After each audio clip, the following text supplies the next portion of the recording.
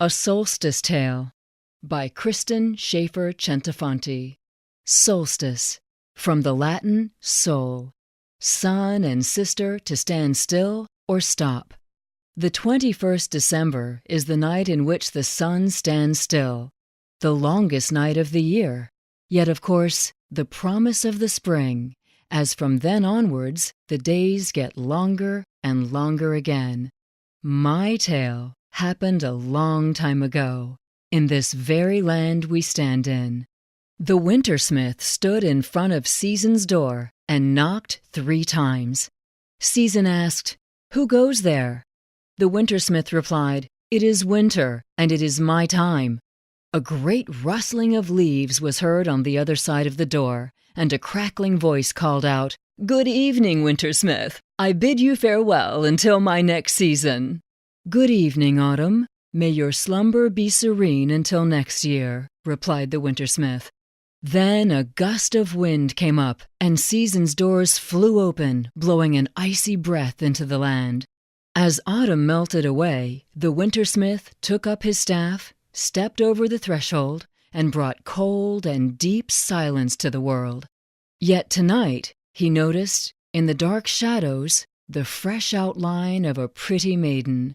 Her hair was moonbeams and sunlight, her eyes blue skies, and her body the sweet touch of fresh petals, honeyed with fragrant scent.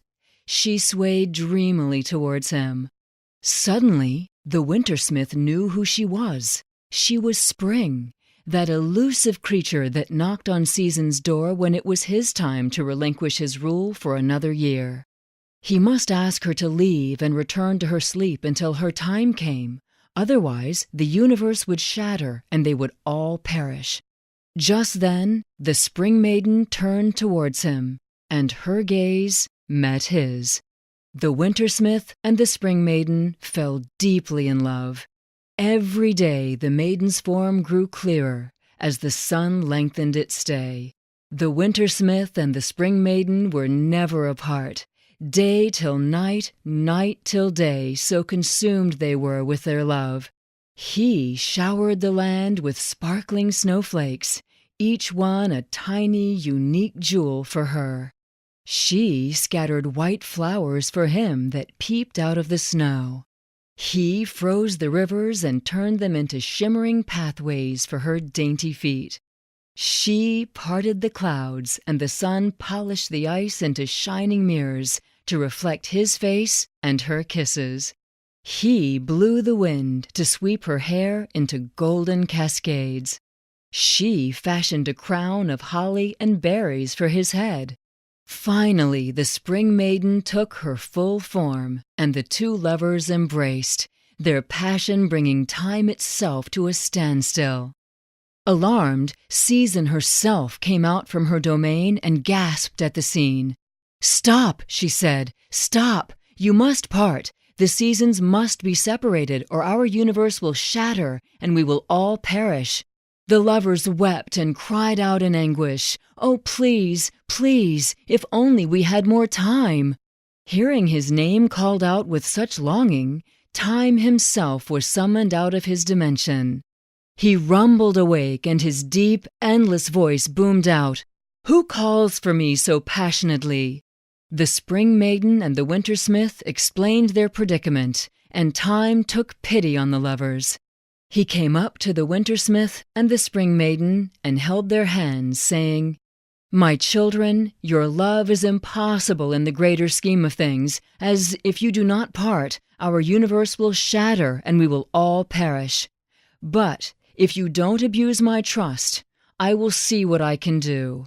To the wintersmith, Time held out a rose in full bloom, which froze instantly and perfectly as soon as it touched the icy hand. To the Spring Maiden he handed a black, frozen rock that became transparent and shone like a diamond in her beautiful warm fingers. Time said, "You may use this rose and this stone to call each other from time to time, and thus have extra moments together during the year. This time will be taken, of course, from someone, so you must never abuse its length, for if you do, the universe will shatter and we will all perish. Shining with joy, the two lovers knelt down and thanked time from the depths of their heart.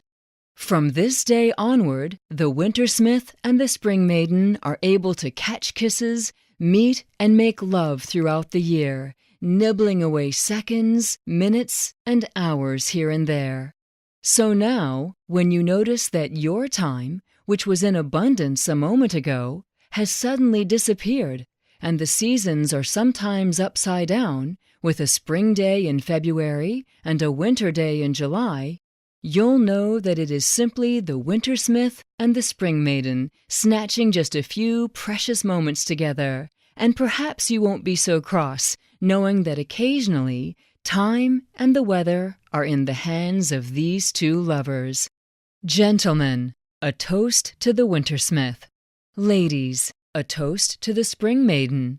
All, a toast to the seasons of love and time.